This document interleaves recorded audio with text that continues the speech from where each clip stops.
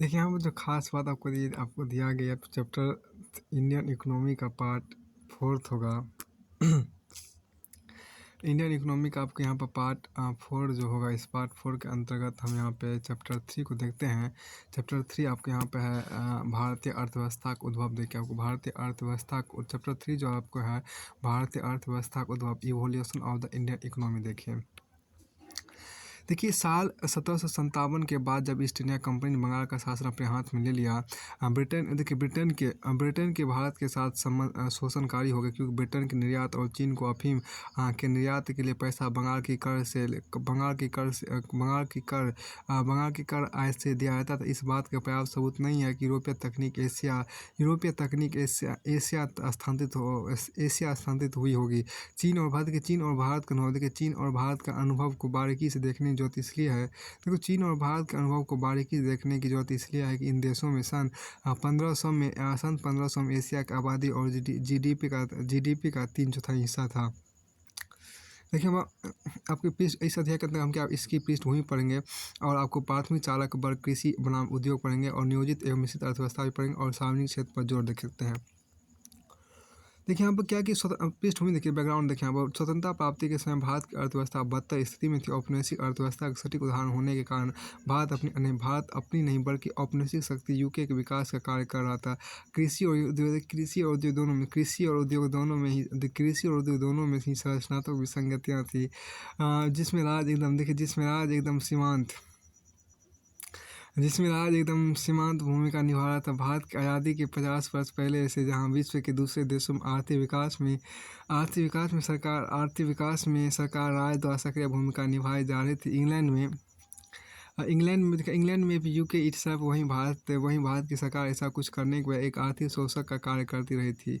देखिए, यहाँ पर क्या कि भारत से हम जो आपको कहा गया, भारत से इंग्लैंड की ओर निवेश योग्य पूंजी का ना होना। देखिए, भारत से इंग्लैंड की ओर निवेश योग्य पूंजी का ना होना सिर्फ एक तरफा हस्तांतरण नहीं एक तरफ भारत से इंग्लैंड की ओर निवेश योग्य पूंजी का ना होना सिर्फ एक तरफा हस्तांतरण जारी था, जिसे धन निष्कासन, ड्रेन ऑफ वेल्थ भी कहा गया। बल्कि रुपये के असमान विनिमय दर के प्रचलन से भारतीय वाणिज्य, व्यापार और हस्तकरघा उद्योग को गहरी क्षति पहुँच रही थी। पूरे औपनिवेशिक काल में अंग्रेजी सरकार ने भारत को उन क्षमताओं के विकास पर ध्यान दिया जिनसे भारत प्राथमिक उत्पादों का वृहत निर्माता बन सके। साथ ही ब्रिटिश प्रतिरक्षा व्यय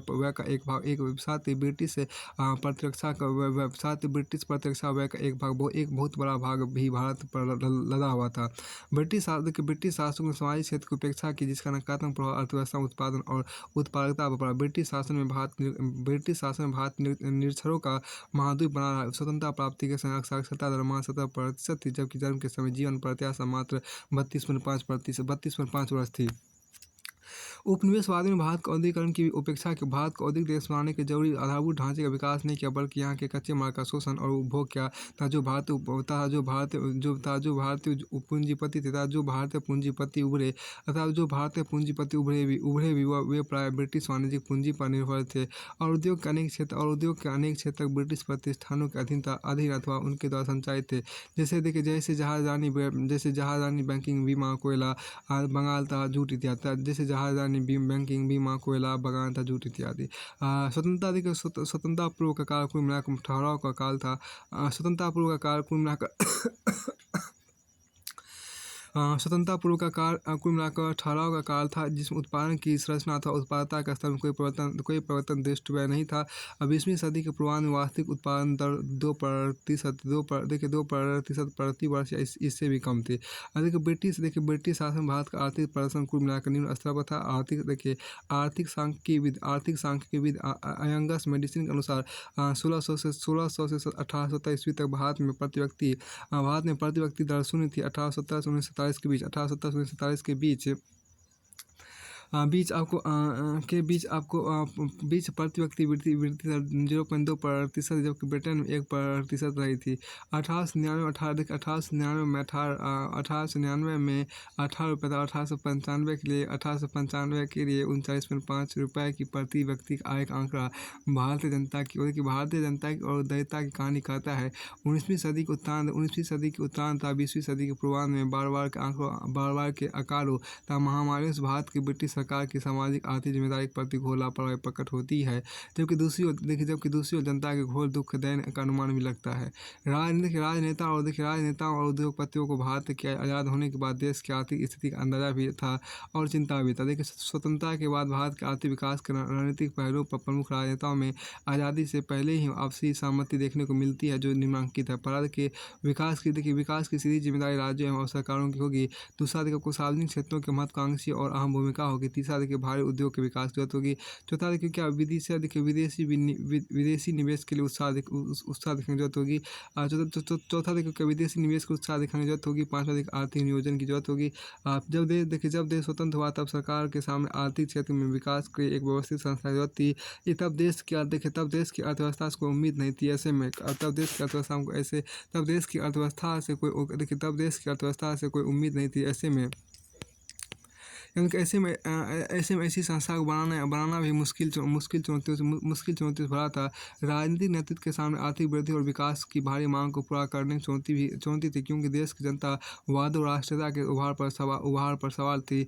यह कोई आसान काम नहीं था। देखिए, तब देश के राजनीतिक नेतृत्व ने यह फैसला लिया कि वक्त देश के भविष्य को आकार देने का है। कई महत्वपूर्ण और अहम फैसले 1956 में लिए गए, जो आज तक भारतीय अर्थव्यवस्था के ढांचे में अपना योगदान दे रहे थे।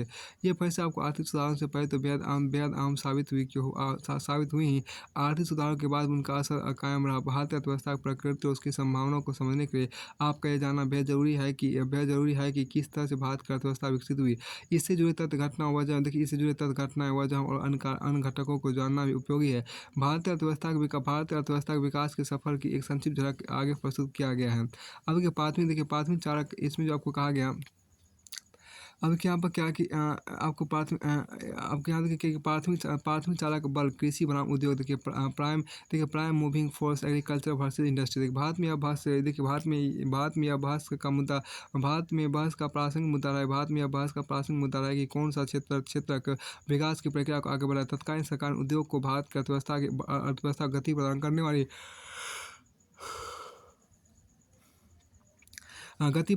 प्रधान चालक शक्तिमान इसका ही चयन किया। भारत को उद्योग के बदले उस समय कृषि को विकास की बेहतर संभावना के लिए प्रधान चालक बल के रूप में चयन करना चाहिए था या नहीं। आज विशेषज्ञों के बीच बहस का विषय है। प्रत्येक अर्थव्यवस्था को अपने विकास के लिए प्राकृतिक एवं मानव संसाधन दोहन करना पड़ता है। एक निर्धारित समय सीमा में हासिल करने के लिए लक्ष्यों की प्राथमिकता भी तय करनी पड़ती है। संसाधनों, प्राकृतिकता, मानव की उपलब्धता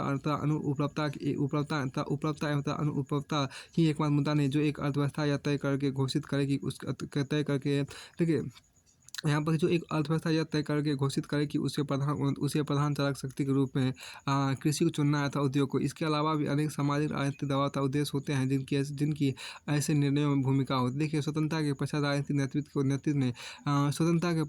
नेतृत्व ने उद्योग को अर्थव्यवस्था की प्रधान चालक शक्ति के रूप में चुना।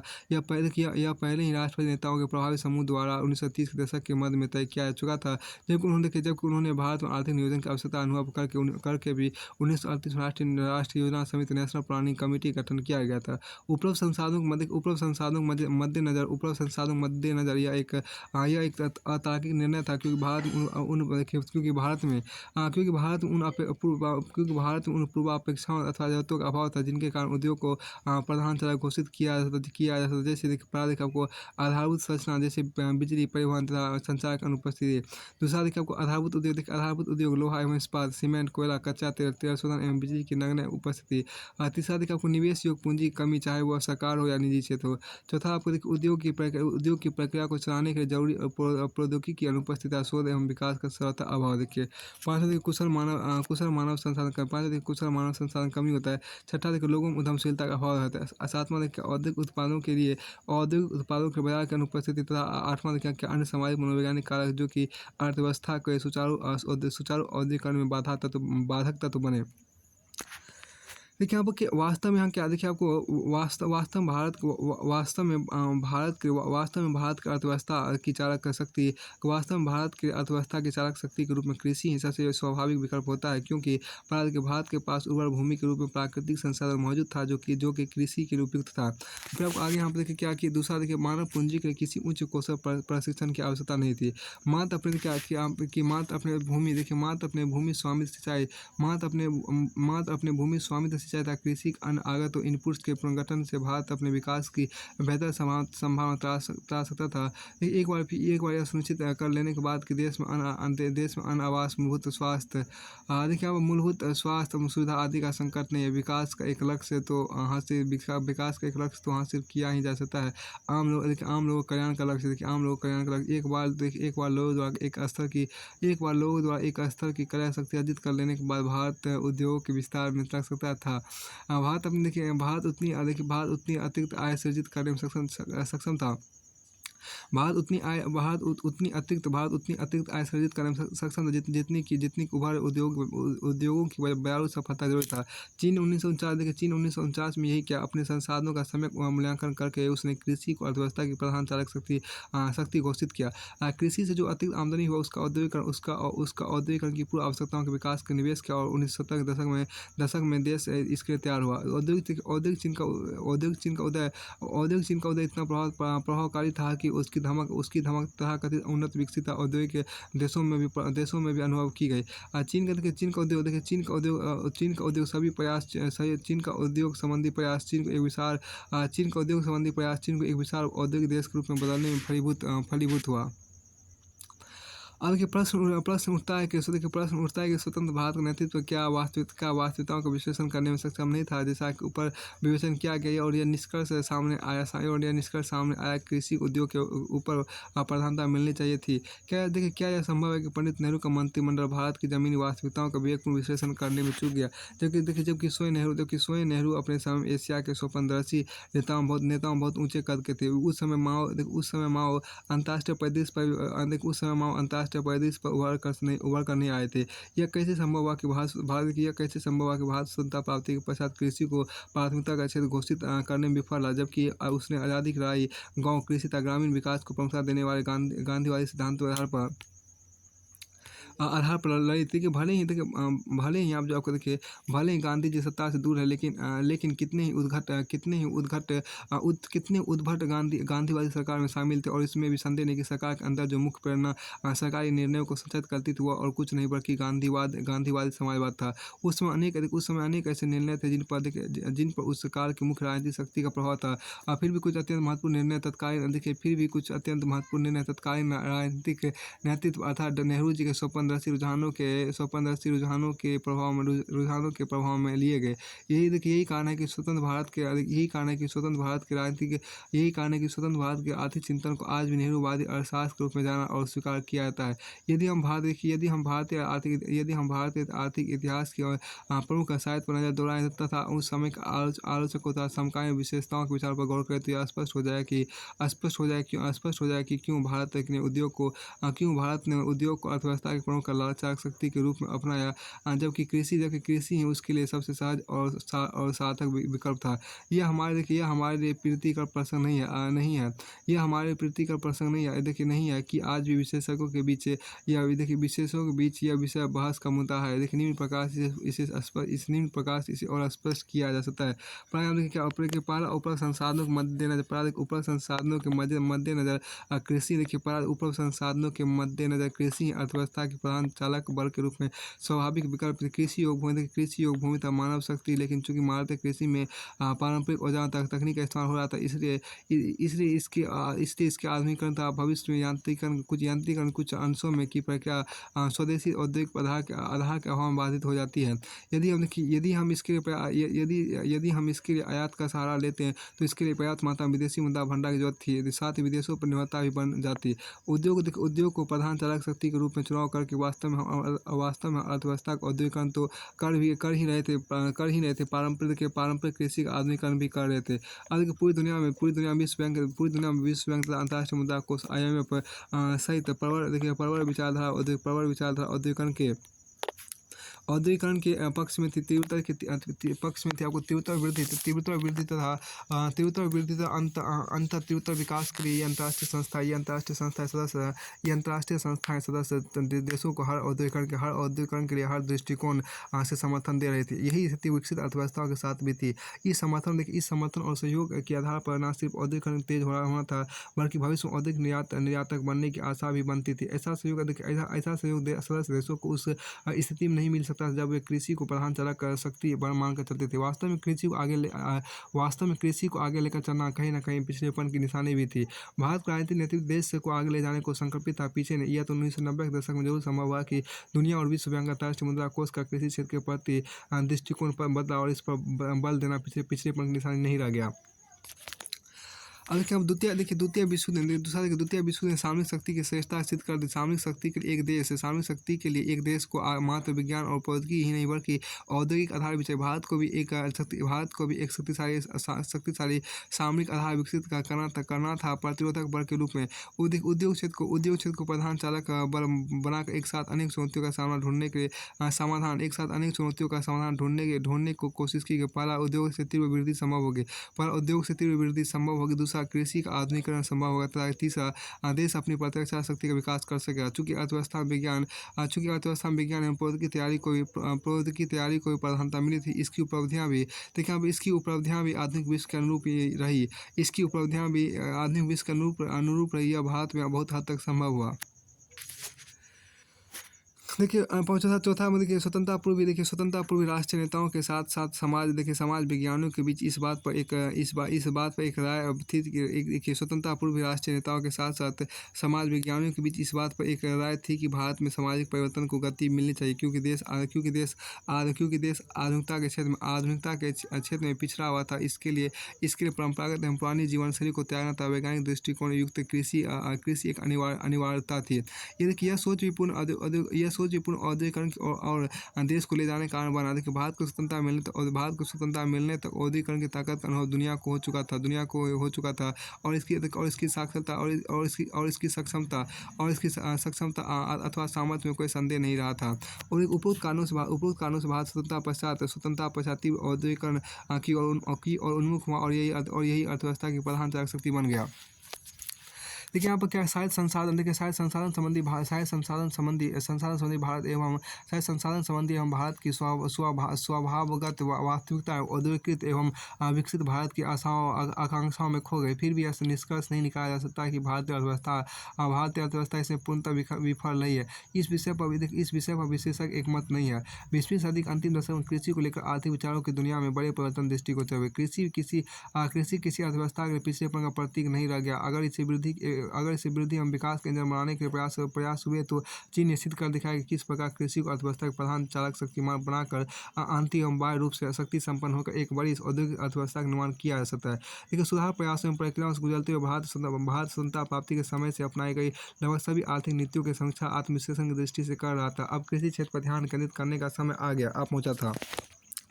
तो आप देखिए भारतीय आर्थिक चिंतन में एक बड़ा परिवर्तन आया, जबकि वर्ष 2002 में भारत सरकार ने घोषणा की कि अब से कृषि ही उद्योग के स्थान पर अर्थव्यवस्था की प्रधान चालक शक्ति रहेगी। यह ऐतिहासिक महत्व का बदलाव था, जिसे उच्च स्तरीय आर्थिक चिंतन के अंदर इकोनॉमिक थिंक टैंक योजना आयोग ने संभव बनाया। 10वीं योजना 2002-2007 योजना आयोग के अनुसार इस नीतिगत परिवर्तन से अर्थव्यवस्था 3 बड़ी चुनौतियों से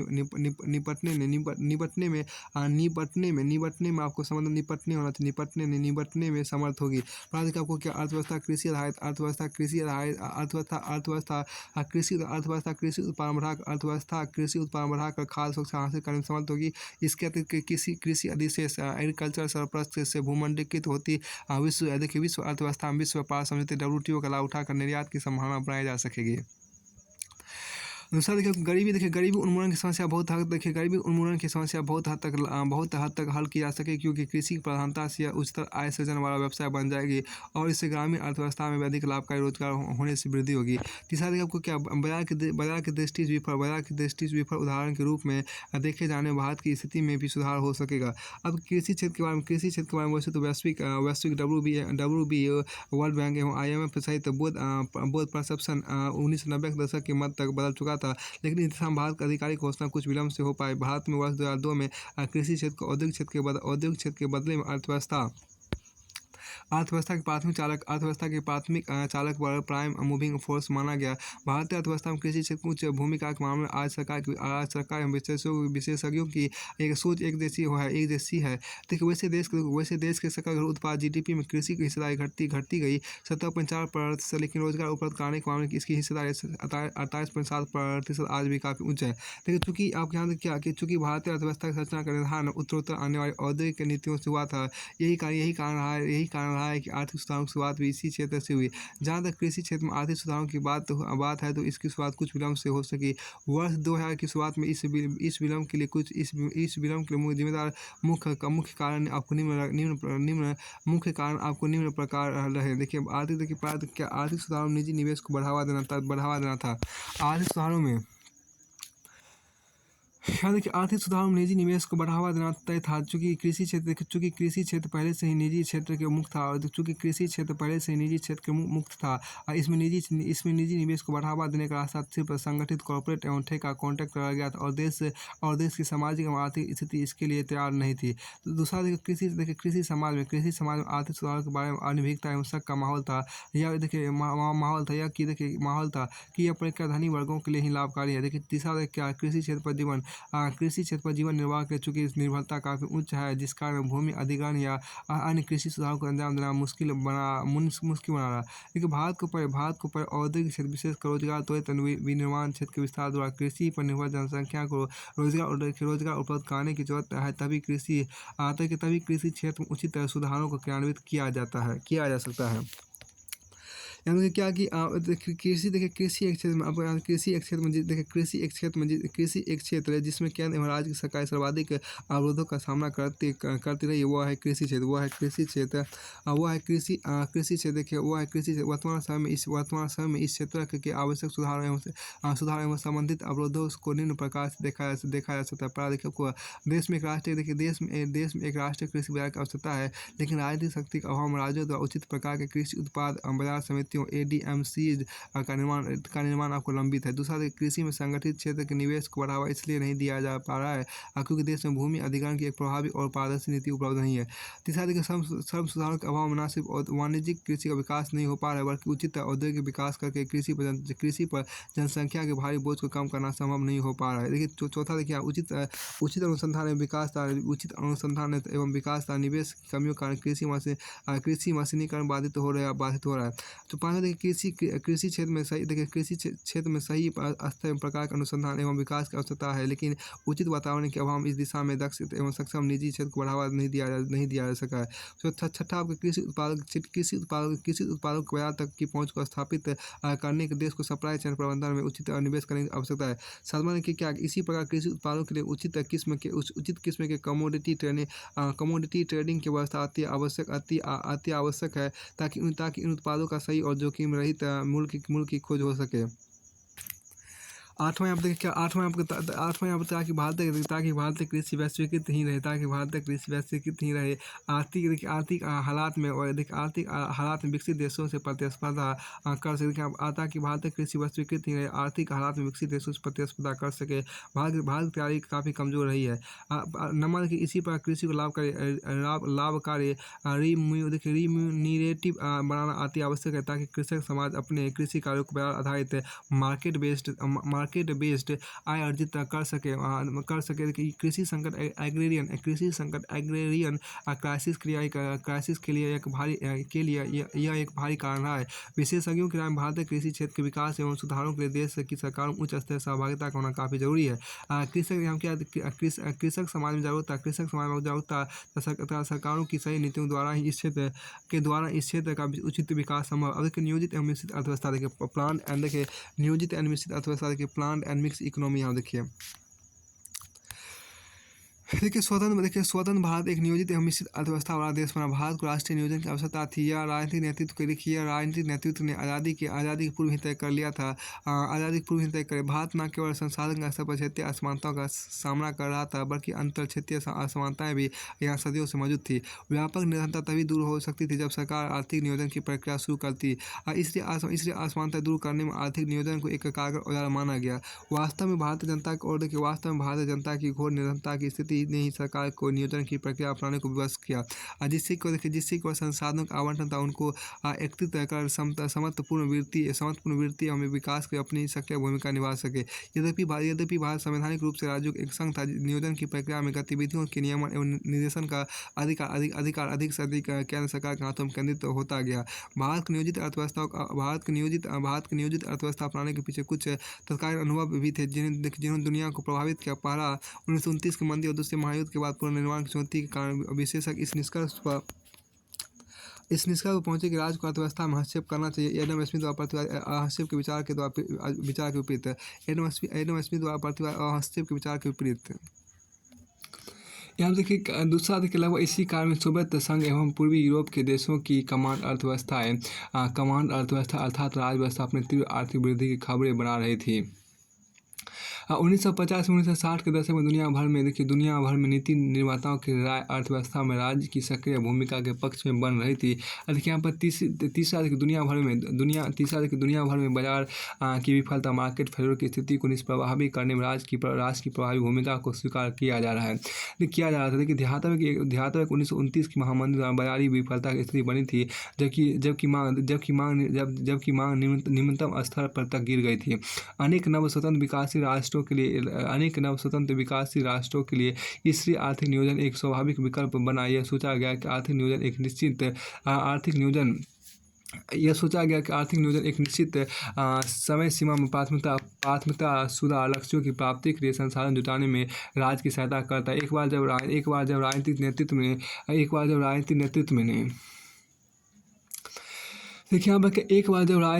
ने भारत के नियोजित अर्थव्यवस्था को स्वीकार कर लिया, उनके लिए यह स्पष्ट करना जरूरी हो गया कि अर्थव्यवस्था की सांगठनिक प्रकृति क्या होगी। वह राज अर्थव्यवस्था हो गया फिर मिश्रित, क्योंकि मुक्त बाजार अर्थव्यवस्था पूंजीवादी अर्थव्यवस्था में नियोजन संभव नहीं होता। भारत में नियोजन का विचार सोवियत नियोजन से प्रेरित था, जो कि कमांड अर्थव्यवस्था थी और लोकतांत्रिक भारत की जरूरतों के अनुरूप नहीं थी, जहाँ अब तक अर्थव्यवस्था निजी स्वामित्व वाली थी। भारत में नियोजन के पीछे सबसे प्रभावी शक्ति कम से कम आज़ादी के बाद नेहरू थे, जो दृढ़ समाजवादी झुकाव वाले नेता थे। उन्होंने अर्थव्यवस्था में राज्य की भूमिका को जल्दी परिभाषित करना जरूरी समझा, जो कि कभी तो बिल्कुल सोवियत संघ की तरह दिखने वाली थी और कभी इसके बिल्कुल उलट। हालांकि उस समय तक पूंजीवादी लोकतांत्रिक प्रणाली भी फ्रांस में एक उदाहरण बन रही थी 1947 में। लेकिन भारत को देने के लिए इसका अनुभव अति अल्प था। फ्रांस में यह प्रणाली 1944-45 में ही अपनाई गई थी। आर्थिक वृद्धि को गति प्रदान करने के लिए योजनाकारों ने पहली ही पंचवर्षीय योजना में राज्य और बाजार की अपनी भूमिका को परिभाषित किया। निम्नलिखित पंक्तियां अभी समय से आगे दिखती है और अर्थव्यवस्था में राज्य की भूमिका को निजी क्षेत्र की भूमिका के मुकाबले बिल्कुल स्पष्ट कर देती है। इससे हमारे समक्ष नियोजन की तकनीक की समस्या आती है। इस समस्या को देखने का एक दृष्टिकोण, जैसा कि उल्लेख किया जा चुका है, यह हो सकता है कि यह उल्लेख है। यहाँ देखिए कई समस्या को देखने का एक दृष्टिकोण, जैसा कि उल्लेख किया जा चुका है, यह हो सकता है कि उत्पादन के साधनों का कमोबेश पूर्ण राष्ट्रीयकरण कर दिया जाए तथा संसाधनों का आवंटन और राष्ट्रीय उत्पाद के वितरण पर पूर्ण सरकारी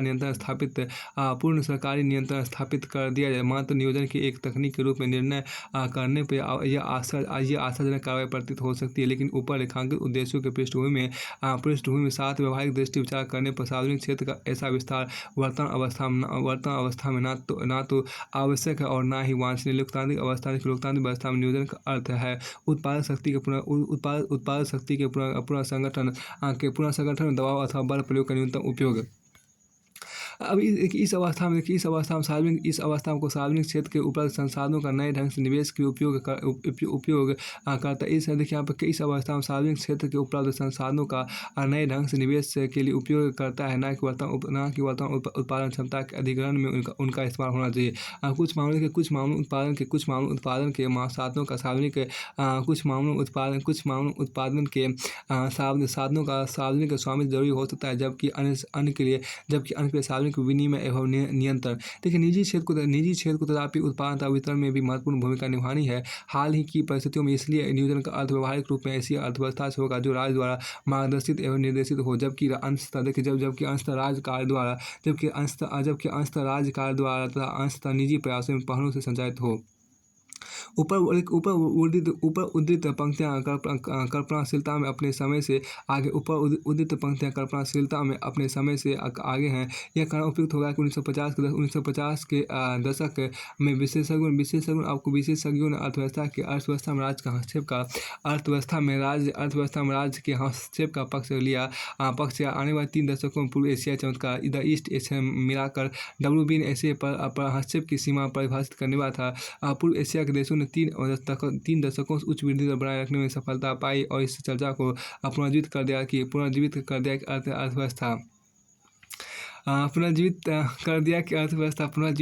कि अर्थव्यवस्था और में राज्य और बाजार की क्या भूमिका है, साथ ही राज्य की भूमिका की प्रकृति क्या हो।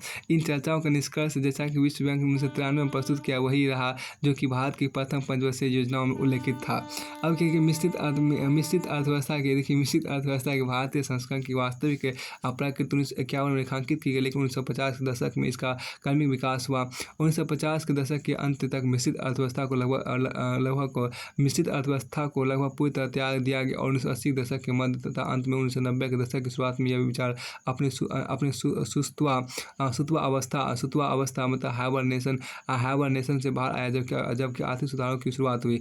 आर्थिक सुधारों की शुरुआत के पश्चात भारत सरकार द्वारा नियोजन की प्रक्रिया और नियोजन आयोग के कार्यों में समुचित बदलाव करने की कोशिश की गई, ताकि सुधार एवं नियोजन की प्रक्रिया एक दूसरे से सम्मिलित रह सके। इस प्रक्रिया में अर्थव्यवस्था के विकास के अपने निजी निवेश को बढ़ाने पर बढ़ रहा। वर्ष 2015 की शुरुआत में सरकार द्वारा एक बड़े बदलाव की घोषणा की गई। वर्तमान योजना आयोग की जगह पर एक नए चिंतक आयोग थिंक टैंक नीति आयोग की स्थापना की गई। इस नए निकाय के माध्यम से सरकार द्वारा विकास एवं नियोजन की विधि, मेथोडोलॉजी और प्रक्रिया प्रोसेस दोनों ही में अभूतपूर्व परिवर्तन करने की कोशिश की गई। सहकारी संघवाद, विकेंद्रीकृत बहुआयामी एवं समेकित विकास सहित विकास के एक भारतीय मॉडल के निर्माण इत्यादि पर इसमें विशेष बल है। इस प्रकार भारत विकास के ऐसे मॉडल प्रकार करने की और अग्रसर है, जिसमें केंद्र एवं राज्य सरकारों के साथ साथ संगठित क्षेत्र, सिविल समाज एवं आम आदमी सभी पक्षों को शामिल करने पर बल है। अब आत्मनिर्भरता की पहल देखिए, हालांकि आत्मनिर्भरता भारत की नियोजन प्रक्रिया के 6 बड़े उद्देश्यों में से एक रहा है। कोविड-19 महामारी संकट में भारत सरकार द्वारा मई 2020 में इस दिशा में एक नई पहल की गई। इस लक्ष्य को सार्थक बनाने के लिए सरकार द्वारा आत्मनिर्भरता भारत अभियान की शुरुआत की गई। 20 लाख करोड़ रुपए के पैकेज के साथ सरकार द्वारा इस अभियान के 5 स्तंभों को चिन्हित किया गया: अर्थव्यवस्था, अधिसूचना व्यवस्था, जनांकिकी एवं मांग। यह पहली बार है जब सरकार द्वारा आत्मनिर्भरता की दिशा में इतनी स्पष्ट रणनीति घोषित की गई। देखिए कुछ विशेषज्ञ द्वारा इस अभियान को पहले की एक योजना मेक इन इंडिया के सदृश भी बताया गया है और इसमें कुछ नया होने की बात भी कही गई है। वहीं दूसरी तरफ कुछ विशेषज्ञ ने इस महामारी कारण उत्पन्न आपूर्ति संकट के परिप्रेक्ष्य में देखते हुए इसे एक प्रशंसनीय पहल बताया है, जिसके माध्यम से भारत बदलते वैश्विक आर्थिक परिवेश में अपने लिए एक बेहतर स्थान की तलाश करना चाहता है। अब देखिए सार्वजनिक क्षेत्र पर जोर देखिए यहाँ पर। सार्वजनिक क्षेत्र पर जोर देखिए, emphasis on the public sector देखिए। राज्य को अर्थव्यवस्था में एक सक्रिय और प्रभावी भूमिका निभानी है। स्वतंत्रता प्राप्ति तक यह बिल्कुल निश्चित हो गया था। उस समय तक इस बारे में उन लोगों के मन में कोई संदेह नहीं था जो तत्कालीन राजनीतिक केंद्र में थे। स्वाभाविक रूप से देखिए अब आपको यहाँ पे क्या है कि स्वाभाविक रूप से राज नियंत्रित एक विविध ढांचे का निर्माण किया जाना था, अर्थात सार्वजनिक क्षेत्र उपक्रमों PSU की स्थापना करनी थी। आलोचना तो दूर, उस समय तो PSU का महिमामंडन किया जा रहा था। कुछ अत्यंत प्रशंसनीय उद्देश्य PSU के लिए निर्धारित किए गए थे, जबकि कुछ अनलॉक ऐसे थे जो मिश्रित अर्थव्यवस्था के मूल तत्व के साथ रहे थे। हम इस विषय का निष्पक्ष एवं विकासमत विश्लेषण करेंगे आज, जबकि PSU की चतुर्दिक आलोचना हो रही है और उनके निजीकरण के प्रयास विचल रहे हैं। हम भारतीय अर्थव्यवस्था में उनकी भूमिका को समझने का प्रयास करेंगे। हम निम्नलिखित बड़ी एवं महत्वपूर्ण जरूरतों के आलोक में PSU के महत्वाकांक्षी विस्तार के कारणों को समझने की कोशिश करेंगे। यहाँ देखिए अधिरचना संबंधी जरूरत की बात करते हैं। इंफ्रास्ट्रक्चर नीड्स की बात करते हैं। अधिरचना संबंधी जरूरत देखिए, अब इंफ्रास्ट्रक्चर नीड्स की बात करते हैं। अब प्रत्येक अर्थव्यवस्था, चाहे वो कृषि, औद्योगिक अथवा उत्तर औद्योगिक हो, को उपयुक्त स्तर की आधारभूत संरचना की जरूरत होती है। देखिए जैसे बिजली, परिवहन तथा संचार। इनकी स्वास्थ्य उपस्थिति में विस्तार के बिना कोई भी अर्थव्यवस्था ना वृद्धि कर सकती है और ना विकास कर सकती है। अब हम स्वतंत्रता प्राप्ति के समय भारत में इन मूलभूत जरूरतों की उपस्थिति नगण्य थी। रेलवे तथा डाक एवं तार के क्षेत्र में अपनी अभी शुरुआत भर हुई थी। रेलवे तथा डाक एवं तार के क्षेत्र में अभी शुरुआत भर हुई थी। बिजली की उपलब्धता सरकारी हलकों एवं राजघरानों तक सीमित थी। इसका अर्थ यह हुआ कि भारत ने अगर प्रमुख चालक बल के रूप में कृषि का भी चुनाव किया होता तो आधारभूत संरचना क्षेत्र का विकास करना पड़ता। इन क्षेत्रों के विकास में अत्यधिक पूंजी निवेश के साथ साथ भारी इंजीनियरिंग तथा तकनीकी सहयोग की आवश्यकता होती है। आधारभूत संरचना क्षेत्र को विस्तार उस समय निजी क्षेत्र के माध्यम से संभव नहीं था, क्योंकि उसमें निम्नलिखित का प्रबंध करने की क्षमता नहीं थी। अब के भारी निवेश घरेलू के साथ विदेशी मुद्रा में। दूसरा देखिए आपको प्रौद्योगिकी देखिए, तीसरा आपको कुशल मानव शक्ति देखिए, एवं चौथा आपको उद्यमशीलता देखिए। अब कि यदि उपयुक्त की उपलब्धता निजी क्षेत्र के पास होती भी तो उसके लिए आगे बढ़ना संभव नहीं होता, क्योंकि ऐसी आधारभूत संरचना के लिए कोई बाजार नहीं था। यह आधारभूत संरचना अर्थव्यवस्था के लिए बड़ी जरूरत थी, लेकिन इनके लिए या तो रियायती या फिर मुफ्त एवं खुली आपूर्ति व्यवस्था करनी पड़ती, क्योंकि आम जनता में बाजार द्वारा निर्धारित क्रय शक्ति का अभाव था। इन विशेष परिस्थितियों में आधारभूत संरचना विकास का आपको दायित्व केवल सरकार ही संभाल सकती थी। संभाल सकती थी।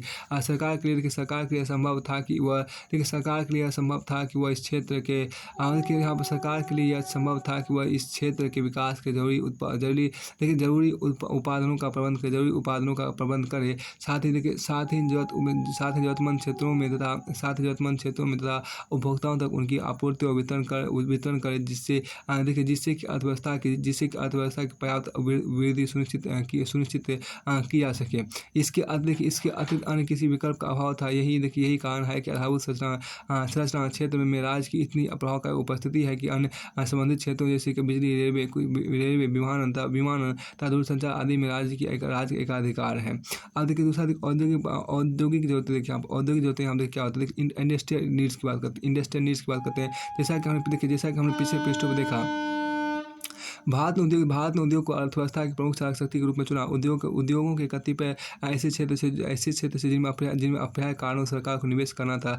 औद्योगिकरण के लिए कुछ विशेष उद्योगों की उपस्थिति आवश्यक है। इन्हें भारत में कई नामों से जाना जाता है। आधारभूत उद्योग, बेसिक इंडस्ट्रीज, आधारभूत संरचना उद्योग, इंफ्रास्ट्रक्चर इंडस्ट्रीज और कोर उद्योग क्षेत्र, कोर इंडस्ट्री सेक्टर। इन आठ उद्योगों पहले से विद्यमान 6 उद्योग सूची में 2 अन्य उद्योग तथा प्राकृतिक गैस एवं उर्वरक को वर्ष 2013 में शामिल किया गया।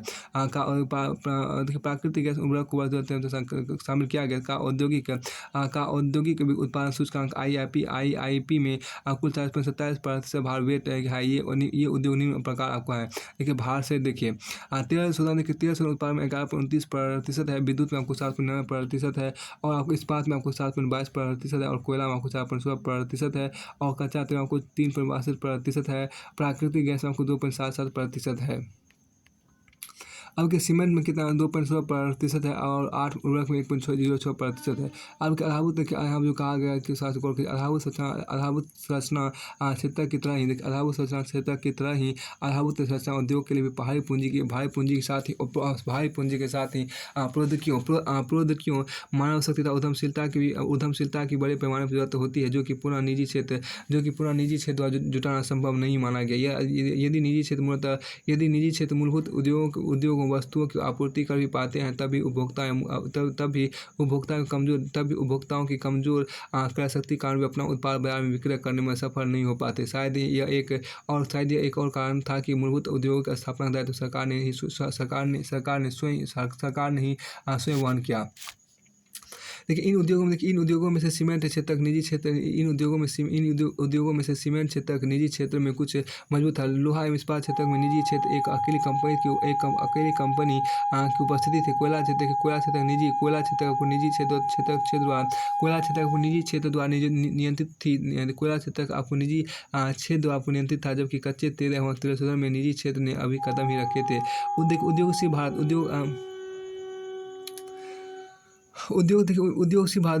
भारत द्वारा मांग का जो स्तर बढ़ना था, उसकी पूर्ति उस समय के मूलभूत उद्योगों में विद्यमान क्षमता से संभव नहीं थी। ना ही उनमें अपेक्षित विस्तार तत्काल निजी क्षेत्र के संचालकों द्वारा संभव था। अन्य किसी विकल्प के अभाव में सरकार ने तय किया कि वह स्वयं ही इसमें प्रमुख भूमिका निभाए। देखिए इसलिए हम आज उनमें से अधिकांश सार्वजनिक क्षेत्र की इकाइयों का एकाधिकार देखते हैं। इसलिए हम आज उनमें से अधिकांश के सार्वजनिक क्षेत्र की इकाइयों का एकाधिकार देखते हैं। देखिए रोजगार सृजन की बात, एम्प्लॉयमेंट जनरेशन की बात यहाँ करते हैं। सार्वजनिक क्षेत्र के उपक्रमों को रोजगार सृजन रणनीति के महत्वपूर्ण अंग के रूप में भी देखा गया है। लोकतांत्रिक यहाँ पर क्या लोकतांत्रिक व्यवस्था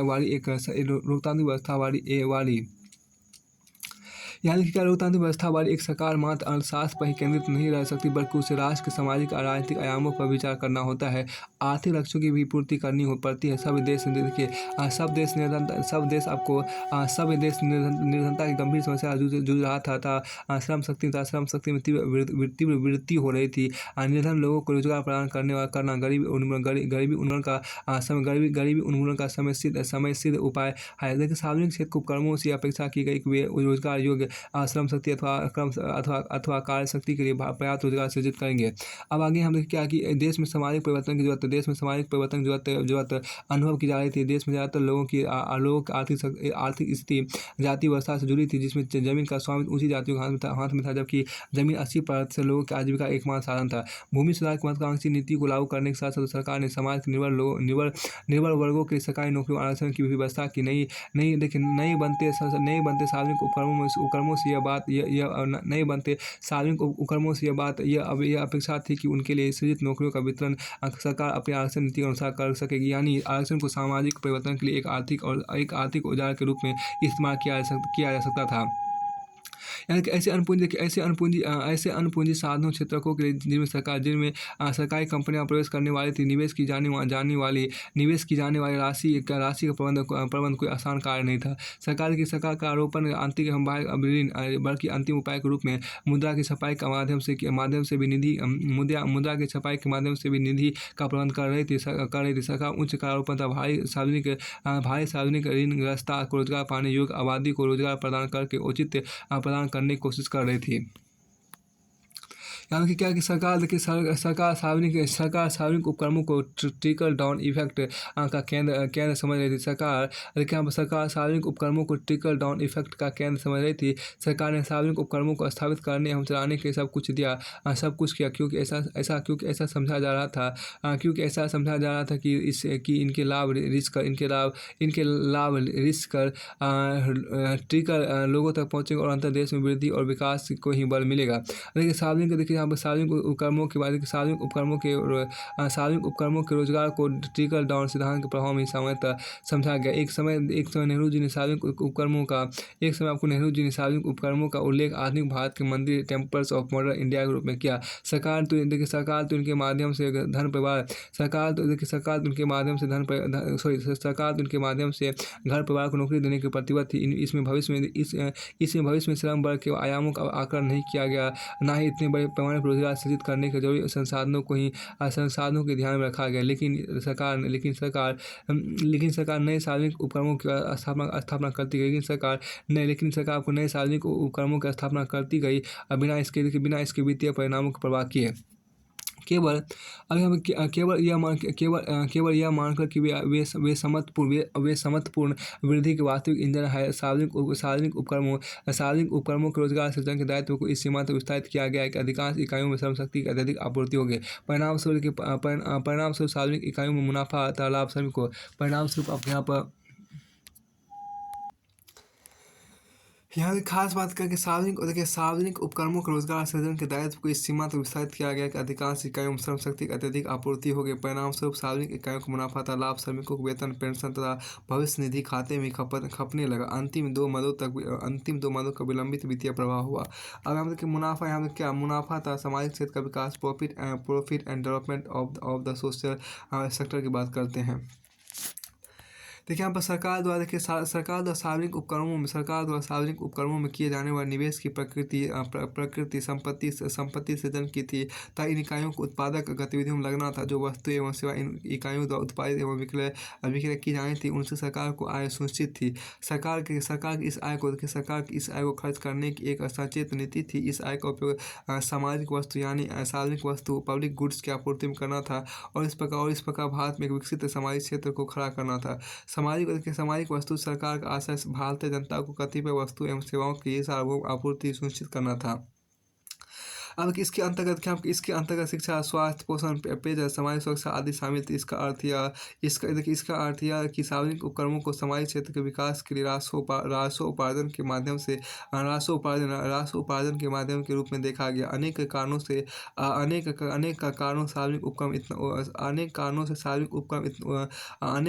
सार्वजनिक उपक्रम उतना राजस्व मुनाफा नहीं अर्जित कर पाए जितना कि सामाजिक क्षेत्र के स्वस्थ विकास का जरूरी था।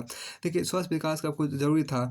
इसके चलते देश में सार्वजनिक वस्तुओं की उपलब्धता पर पूरा असर पड़ा। जहां सरकार को मुनाफा कमा कर देना था, वहां सार्वजनिक उपक्रम बड़ी संख्या में घाटे में चलना शुरू हो गए। उनको संभालने की बजटीय सहायता एक नियमित प्रक्रिया बन गई। अब देखिए निजी क्षेत्र देखिए, rise of the private sector देखिए यहाँ पर देखिए जैसे ही सार्वजनिक उपक्रम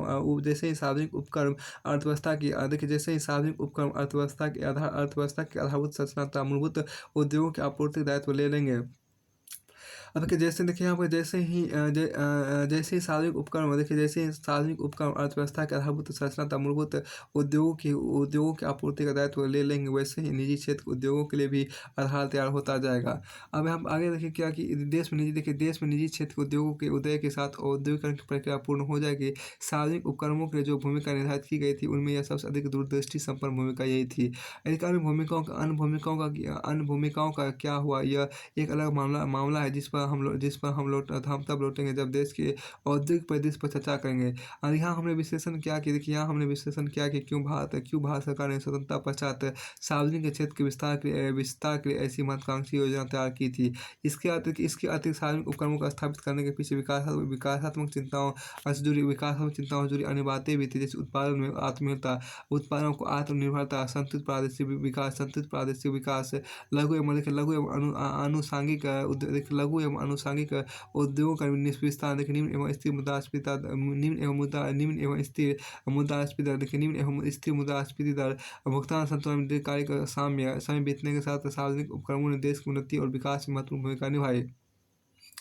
अब के बजट देखिए वर्ष 1985-86 में आते सार्वजनिक क्षेत्र उपक्रमों के निम्न दक्षता इफिशियंसी पूरे विश्व में आपको WB world bank and IMF से एक आम सहमति से उभरी। इसके प्रतिफल के रूप में वाशिंगटन सहमति का उदय हुआ, जिसने न्यू लिबरल आर्थिक नीतियों की एक वैश्विक कोशिश के रूप में विश्व जगत को प्रभावित किया। इस प्रकार भारत समेत विश्व के अधिकांश देशों में सरकारी कंपनियों के निजीकरण में निवेश की प्रक्रिया शुरू हुई। 1990 के दशक के अंत तक शोधों एवं अध्ययनों से यह पता चला कि दक्षता अध्यक्षता सरकारी नहीं बल्कि निजी क्षेत्र की कंपनियों में भी हो सकती है। लेकिन तब तक विश्व के बहुत सारे देश में निजी क्षेत्र को अत्यधिक उदारवादी तरीके से विनियमित रेगुलेट किया जाने लगा था। सरकारों की ऐसी सोच इस बात पर टिकी थी। बहुत सारी आर्थिक चुनौतियों का समाधान बाजार यथा निजी क्षेत्र कर सकता था। अंत वर्ष 2007-8 के अमेरिकी सब प्राइम संकट के उपरांत इस सोच नियो लिबरल पर एक तरह से भारी प्रश्न चिन्ह लगा और उस विश्व में इस तरह की आर्थिक नीतियों पर एक तरह से विराम सा लग गया। इस बीच भारत द्वारा सरकारी कंपनियों के निजीकरण पर रोक लगा दी गई वर्ष 2003-4 में, लेकिन इनमें विनिवेश की प्रक्रिया जारी रही। सरकार की यह सोच रही कि ये कंपनियां सरकारी स्वामित्व बनी रहेगी। वित्तीय वर्ष 2016-17 में सरकार द्वारा पुनः विनिवेश की उस नीति को प्रस्ताव रखा गया जिसके माध्यम से सरकारी कंपनियों के निजीकरण का प्रावधान है। देखिए रणनीतिक विनिवेश, यहाँ देखिए सरकार की यह नीति कई सामाजिक मुद्दों से जुड़ी हुई अनावश्यक क्षेत्रों से सरकार का बाहर निकलना, निवेश के लिए धन की व्यवस्था करना, उस क्षेत्र में सरकारी निवेश को उचित स्तर तक बढ़ाना जिसमें निजी निवेश की संभावना नहीं है या नगण्य है। निजी क्षेत्र को कार्य करने का समान स्तर लेवल प्लेइंग फील्ड उपलब्ध कराना इत्यादि। फिर आपको आगे यहाँ पर कहा गया, अब क्या अध्याय 4 जो आपको देखिए आर्थिक नियोजन की बात किया गया, इकोनॉमिक प्लानिंग की बात आप यहाँ पर उसको देखिए। हाँ देखिए आर्थिक नियोजन की बात करते, इकोनॉमिक प्लानिंग की बात करते, इसका हमसे देखिए क्या योजना बनाने और योजनागत समाज में रहने का विचार अलग अलग स्तरों पर अब अलग अलग सभी स्वीकारते हैं। अलग अलग देखिए यहाँ पर योजना बनाने और योजनागत समाज में रहने का विचार अलग अलग स्तरों पर अब अलग सभी स्वीकारते हैं। लेकिन योजना बनाने का खुद में कोई विशेष अर्थ नहीं है और हमेशा इसके परिणाम अच्छे नहीं होते। सब कुछ योजना के उद्देश्यों पर और नियंत्रण करने वाली सत्ता और यकीनन इसके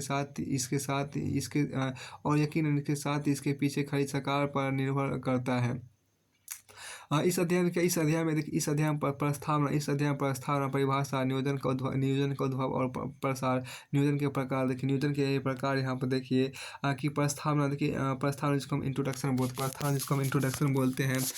यहाँ के आर्थिक नियोजन पर बहस को सिर्फ अकादमिक अभ्यास तक से ना सिमट रहने दें। आर्थिक नियोजन पर बहस को सिर्फ अकादमिक अभ्यास तक ना सिमटे रहने देने के क्रम में हमें विविध अर्थव्यवस्था मौजूद वास्तविक जिंदगी के उदाहरणों पर चर्चा करने की जरूरत है। और योजना के ऐतिहासिक पृष्ठभूमि के बगैर हम भारत में योजना का मतलब और किरदार दोनों नहीं समझ सकते। देखिए छोटा सा अध्याय पाठकों को आर्थिक नियोजन की अवधारणा जुड़े क्या, क्यों और कैसे अवगत कराता है। साथ ही समय समय विभिन्न देशों के जिसमें भारत भी शामिल है प्रयोगों की चर्चा भी करता है। इसी अगले अध्याय में भारत में नियोजन से पहले का एक सहायक संसाधन अध्याय भी समझा जा सकता है। आगे की परिभाषा डेफिनेशन यहाँ देखिए। नियोजन एक ऐसी अवधारणा है जिसका आज विभिन्न क्षेत्रों में प्रयोग किया जाता है। देखिए प्रत्येक क्षेत्र में इसका मूल अर्थ एक जैसा है। अलग विद्वानों द्वारा आर्थिक नियोजन को अलग अलग प्रकार से परिभाषित किया गया। उनकी परिभाषा में अंतर का कारण उनके नियोजन के प्रति दृष्टिकोण में अंतर के कारण रहा है। अब आगे देखिए हम इन परिभाषाओं को समाहित करते हुए आर्थिक नियोजन की एक व्यापक और कार्यकारी परिभाषा तैयार कर सकते हैं। पूर्ण परिभाषा वेल डिफाइंड आर्थिक लक्ष्य प्राप्ति के लिए उपलब्ध संसाधनों का इष्टतम ऑप्टिमम दोहन करने की प्रक्रिया प्रोसेस ही आर्थिक नियोजन। देखिए प्रोसेस ही आर्थिक नियोजन है। ये वर्तमान समय सर्वाधिक मान्य परिभाषा है। वर्ष 1987 तक जब सतत विकास सस्टेनेबल डेवलपमेंट की अवधारणा का उदय हुआ, नियोजन प्रक्रिया में संसाधनों के महत्तम इष्टतम की जगह दोहन की बात की जाती थी। बाद में नगर नियोजन, औद्योगिक नियोजन से लेकर परिवार नियोजन तक की अवधारणाओं का विकास हुआ।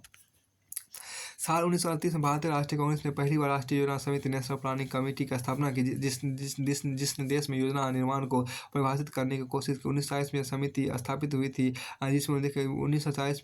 स्थापित हुई थी वैसे 1949 में अंतिम रिपोर्ट प्रकाशित हुई थी। इस योजना की सबसे व्यापक और संभव परिभाषा समझा जा सकता है ऐसे देखिए एक लोकतांत्रिक व्यवस्था के तहत योजना को ऐसे परिभाषित एक लोकतांत्रिक व्यवस्था के तहत योजना को ऐसे परिभाषित किया जा सकता है कि वह औद्योगिक समन्वय जिसमें खपत, उत्पादन, निवेश, कारोबार और आय वितरण के निष्पक्ष विशेषज्ञ हो और जो राष्ट्र के प्रतिनिधित्व तैयार सामाजिक उद्देश्य के अनुरूप काम करे।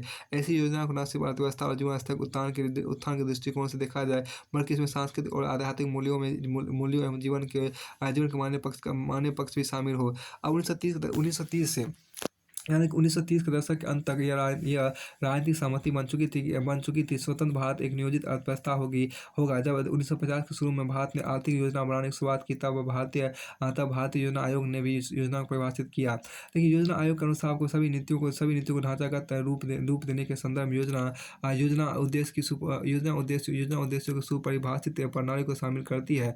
देखिए, यहाँ पे तथा साथ ही इसमें परिभाषित नतीजों की प्राप्ति को बढ़ावा देने की कार्यनीति होती है। योजना समस्याओं के तार्किक समाधान को पाने का एक अनिवार्य प्रयास है। देखिए, यहाँ पर अर्थ एवं अंत के बीच समन्वय की कोशिश है। देखिए, इसलिए पारंपरिक लापरवाह हीट एंड मिस तरीकों से पूरी तरह अलग है, जिसके माध्यम से सुधार एवं पुनर्निर्माण किया जाता है। ये देखिए, युद्धोपरांत काल में कई सारे नए आजाद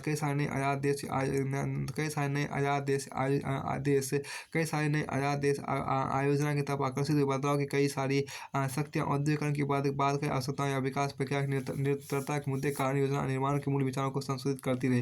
लेकिन अपनी चर्चा को आगे बढ़ाने के लिए हमें योजना के समसामयिक और व्यवहार पर परिभाषा चाहिए। हमें इसे ऐसे परिभाषित कर सकते हैं कि यह उपलब्ध संसाधनों के सर्वोत्कृष्ट उपयोग द्वारा सुपरिभाषित लक्ष्यों को पाने की प्रक्रिया है।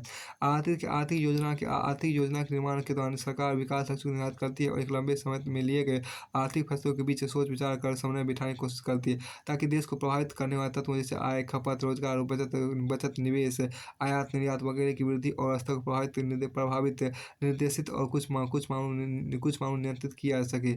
ऐसे में एक आर्थिक नियोजन सामान्यतः एक व्यस्त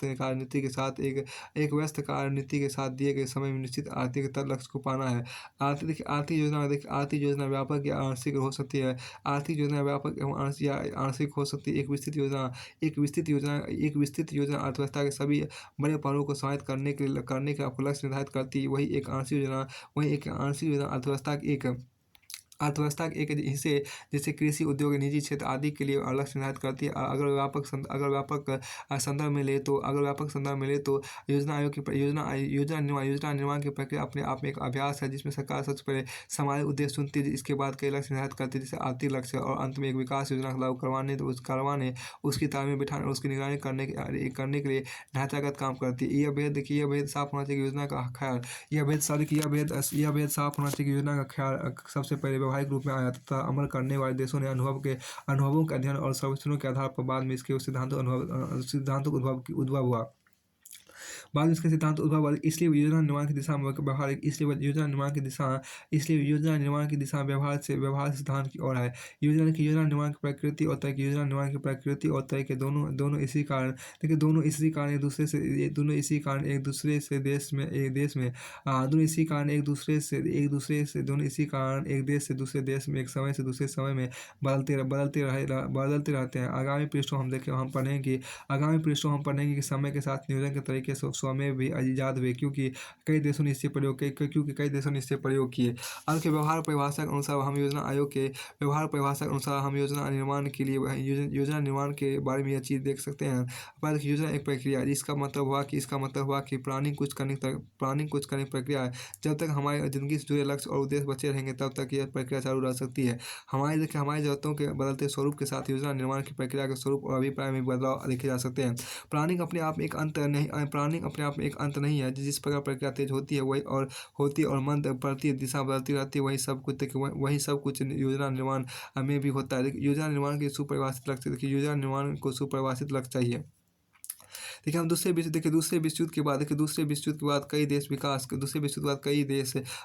योजना की तरफ बढ़े। इन देशों के सामने कई सामाजिक आर्थिक बाधाएं थी। उन्होंने पहले कुछ लक्ष्य और उद्देश्य बनाए और उसके बाद प्लानिंग के जरिए उनको साकार करना शुरू किया। समय के साथ यह सहमति बनी कि प्लानिंग के पास कुछ लक्ष्य होने चाहिए और ये लक्ष्य सुपरिभाषित हो, ना कि अनिश्चित एवं अस्पष्ट, ताकि आर्थिक संगठन में सरकार द्वारा अपने विवेक के अनुरूप किया गया हस्तक्षेप लोकतांत्रिक रूप से पारदर्शी पारदर्शी और न्यायोचित रहे।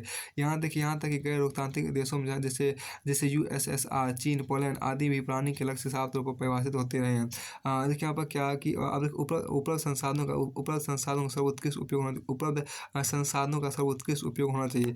यहाँ पर हम देखिए यहाँ पर हम दो अवधारणाएं पाते हैं। पहली संसाधन उपयोग जुड़ी है। देखिए समवहनीयता के विचार के उद्भव से पहले यानी 1987 से पहले तक विशेषज्ञ अधिकतम संसाधन दोहन पर जोर देते थे। लेकिन जैसे ही दुनिया भर के विशेषज्ञ ने आत्मनिरीक्षण से पाया कि संसाधनों के दोहन का यह तरीका भरोसेमंद नहीं है, तब से टिकाऊ या समन्वय तौर तरीकों को शामिल किया गया। इसलिए इसमें यह विचार डाला गया कि संसाधनों का इस्तेमाल मुमकिन और सबसे बढ़िया। देखिए यहाँ पर क्या इसलिए इसमें यह विचार डाला गया कि संसाधनों का इस्तेमाल मुमकिन सबसे बढ़िया द पॉसिबल बेस्ट तरीके से किया जाना चाहिए, ताकि देखिए ताकि पर्यावरणीय क्षय न्यूनतम हो और आने वाली पीढ़ियाँ भी इसी प्रगति के साथ कदम ताल कर सकें। दूसरी अवधारणा उपलब्ध प्राकृतिक संसाधनों से जुड़ी है। प्राकृतिक और मानव संसाधन स्थानीय भी हो सकते हैं और बाहरी भी। अधिकतर देश भी ऐसी योजना बनाते हैं जो उनके स्थानीय संसाधनों के इस्तेमाल में ला सके वही देखिए वही कई अन्य देशों ने बाहरी संसाधनों को पाने की भी कोशिश की। अब आगे देखिए यहाँ पर क्या है कि इसके लिए उन्होंने अपनी कूटनीतिक सूझबूझ का इस्तेमाल किया, जो राष्ट्रीय योजना के लिए कदम बढ़ाने वाले पहले देश सोवियत संघ ने पूर्वी यूरोपीय देशों में मौजूद संसाधनों का लाभ उठाया। भारत भी अपने विकास के बाहरी संसाधनों का इस्तेमाल करता है जहाँ उसे इसकी जरूरत लगती है वहाँ और जहाँ इसे इसकी जरूरत लगती है और जहाँ से लाभ उठाना संभव होता है। अब 1950 के दशक तक दुनिया भर में योजना निर्माण संसाधनों के इस्तेमाल का एक तरीका बना, ताकि नीति निर्माताओं द्वारा निर्धारित किसी भी लक्ष्य को हासिल किया जा सके। कई देशों में एक विशेष आकार के परिवार को पाने के लिए परिवार नियोजन कार्यक्रम शुरू किया गया। पर दूसरा देखिए पहले से मौजूद और नए बनने वाले शहरी क्षेत्रों को सामाजिक और भौतिक बुनियादी सुविधाएं देने के लिए नगर या शहरी योजनाएं बनाई गई। फिर देखिए देशों द्वारा अपने राष्ट्रों को विभिन्न व्यय श्रेणियों में सबसे अच्छा उपयोग करने की प्रक्रिया में वित्तीय नियोजन की शुरुआत हुई। वित्तीय नियोजन बजटिंग के रूप में ज़्यादा प्रसिद्ध हुआ। हर बजट चाहे वो सरकार का हो या किसी निजी क्षेत्र का, कुछ और नहीं बल्कि वित्तीय संयोजन है। देखिए चौथा, इसी तरह बड़े और छोटे स्तरों पर कई योजनागत प्रक्रियाएं हो सकती है। कृषि योजना, औद्योगिकरण योजना, सिंचाई योजना, सड़क योजना, भवन योजना या वगैरह। आसान शब्दों में हमारे पास जो संसाधन उसके जरिए किसी प्रकार के लक्ष्य को पाने की कला प्लानिंग की प्रक्रिया। इस हम एक बेहद आसान उदाहरण दे सकते हैं। एक वर्ग के छात्र अलग अलग जगहों से आकर सही समय पर कक्षा में शामिल हो जाते हैं। वो कैसे भी इसे मुमकिन कर पाते हैं। साफ है देखिए सारा अवस्था भी अपने समय की इस तरह से प्लानिंग इस तरह से प्लानिंग करते हैं कि एक ही समय में सब कक्षा के अंदर होते हैं। देखिए यहाँ पर क्या एक ही समय में सब कक्षा के अंदर होते हैं, जबकि उनके घर कक्षा से समान दूरी पर नहीं होते। देखिए बेशक हर किसी के पास अलग तरह की समस्या, बेशक हर किसी के पास अलग अलग तरह की समय योजना, बेशक हर किसी के पास अलग अलग तरह की समय योजना होगी। कोई बिस्तर पर चाय पीना पसंद करता होगा, कोई नहीं, कोई नाश्ता घर पर करता होगा, तो कोई कॉलेज और कैंटीन आदि। इसका मतलब यह हुआ कि यदि हम नियोजन के सिद्धांत के प्रति अगर सचेत नहीं भी हो तब भी हम रोज अपने दिन की रूपरेखा तैयार कर लेते हैं। इसी तरह कई देश घोषणा करते हैं कि वे सुनियोजित अर्थव्यवस्था, लेकिन कई देश इस तरह की नीतिगत घोषणा नहीं करते। सोवियत संघ, पोलैंड, चीन, फ्रांस, भारत पहली बार श्रेणी के देश है, जब वहीं अमेरिका, कनाडा, मैक्सिको दूसरी श्रेणी में आते हैं। लेकिन समय के साथ योजना निर्माण का कोई और प्रकार, जरिया और तरीका आएगा, क्योंकि नियोजन की प्रक्रिया जारी रहेगी। देखिए नियोजन उद्भव और प्रसार। देखिए ओरिजिन एंड एक्सपेंशन और प्लानिंग की बात करते हैं यहाँ पर। देखिए आर्थिक विकास हासिल करने के तरीके के रूप में विभिन्न देशों ने विभिन्न समय और अलग अलग स्तर पर नियोजन किया है, और इन्हें हम नीचे देख सकते हैं। प्रादेशिक नियोजन की बात करते हैं, प्रादेशिक नियोजन या रीजनल प्लानिंग की बात करते हैं। किसी भी देश द्वारा विकास नीति के एक हिस्से के रूप में पहली बार प्रादेशिक स्तर पर नियोजन किया गया। अमेरिका ने पहली बार प्रादेशिक नियोजन किया तब प्रादेशिक नियोजन किया जब उसने 1916 में टेनेसी वैली अथॉरिटी TBA की स्थापना की। यह दक्षिण पूर्वी अमेरिका के बड़े पैमाने का पुनरुद्धार कार्यक्रम था, जिसमें 7 राज्यों के हिस्से आपको शामिल थे। इसका प्राथमिक उद्देश्य बाढ़ नियंत्रण, देखिए इसका प्राथमिक उद्देश्य तो बाढ़ नियंत्रण, मृदा नियंत्रण और बिजली उपलब्ध करवाना था। लेकिन यह कई अन्य गतिविधियों में भी सक्रिय था, जैसे कि औद्योगिक विकास तथा वन जीवन संरक्षण, शहरी वन जीवन संरक्षण, यहाँ पे देखिए शहरी नियोजन, सड़क और रेल निर्माण, खेती के अच्छे तरीकों को प्रोत्साहन देना और मलेरिया नियंत्रण। अमेरिका का प्रादेशिक नियोजन का अनुभव इसके इसके परिभाषित लक्ष्यों को हासिल करने में इतना सफल रहा कि यह कई देशों के लिए एक आदर्श और प्रेरणा का स्रोत बना। आने वाले देशों में भारत 1927 में दामोदर वैली कॉर्पोरेशन, डीवीसी और घाना वोल्टा रिवर प्रोजेक्ट 1986 आदि बने। अब के राष्ट्रीय नियोजन, नेशनल प्लानिंग, देखिए राष्ट्रीय नियोजन का आधिकारिक प्रयोग के जरिए सोवियत रूस की वैश्विक क्रांति 1917 में औद्योगिकरण की रफ्तार, देखिए यहाँ पर औद्योगिकरण की रफ्तार से असंतुष्ट जोसेफ स्टालिन 1928 में सोवियत संघ के केंद्रीय नियोजन की नीति का ऐलान किया। 1928 में आर्थिक नियोजन 1928 में आपको आर्थिक नियोजन के अलावा स्टालिन ने जो अतिवादी कदम उठाया उनमें खेती का सामूहिकरण और बाद का औद्योगिकरण था। सोवियत संघ में पहली पंचवर्षीय योजना 1928 से 1933 के बीच लागू हुई और दुनिया को राष्ट्रीय योजना का पहला अनुभव मिला। मशहूर सोवियत नारा को ग्रेट लीप फॉरवर्ड राष्ट्रीय स्तर पर आर्थिक नियोजन की शुरुआत से तीव्र औद्योगिकरण के लिए लगाया गया था। सोवियत नियोजन जिसे दी गोस प्लान कहा गया था, के स्वरूप और पैमाने का प्रत्यक्ष या परोक्ष असर हर उस देश पर पड़ा जिसने नियोजन किया, चाहे उस देश की अर्थव्यवस्था पूंजीवादी हो या मिश्रित। भारत की नियोजन प्रक्रिया पर सोवियत नियोजन का सीधा असर पड़ा। पहली सोवियत योजना भारी उद्योगों को, हल्के उद्योगों को प्राथमिकता दी जानी थी और उपभोक्ता वस्तुओं पर तब ध्यान दिया जाना था जब अन्य प्राथमिकताओं की सही जरूरतें पूरी हो गई हो। हमें भारतीय नियोजन प्रक्रिया में भी ऐसे ही दिखता है। हमें भारतीय नियोजन प्रक्रिया में भी ऐसा ही दिखता है। आर्थिक नियोजन, यहाँ देखिए आर्थिक नियोजन का सोवियत ढांचा पूर्वी यूरोपीय देशों में फैल गया, खासतौर पर द्वितीय विश्व युद्ध के बाद और ऐसा नियोजन पीपल्स रिपब्लिक ऑफ चाइना 1949 में अपने असली रूप में आया। 40 के दशक की शुरुआत में राष्ट्रीय नियोजन के विचार को फ्रांस ने अपनाया और दुनिया ने देखा कि अब तक पूंजीवादी अर्थव्यवस्था और गैर केंद्रीकृत राजनीतिक व्यवस्था यानी कि लोकतांत्रिक व्यवस्था ने राष्ट्रीय नियोजन शुरू किया। फ्रांस ने राष्ट्रीय स्तर पर आर्थिक नियोजन खुद को एक मिश्रित अर्थव्यवस्था घोषित करने के बाद शुरू किया।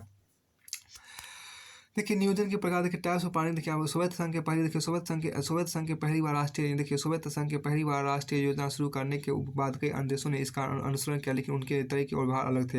हालांकि नियोजन के कई प्रकार हैं, लेकिन उनमें सबसे महत्वपूर्ण आर्थिक संगठन के आधार वाले जो राजनीतिक अर्थव्यवस्था, मिश्रित अर्थव्यवस्था है। आर्थिक प्रणाली प्रकार के आधार पर विकास क्रम नियोजन के दो प्रकार उभरे। पहले आपको आदेशात्मक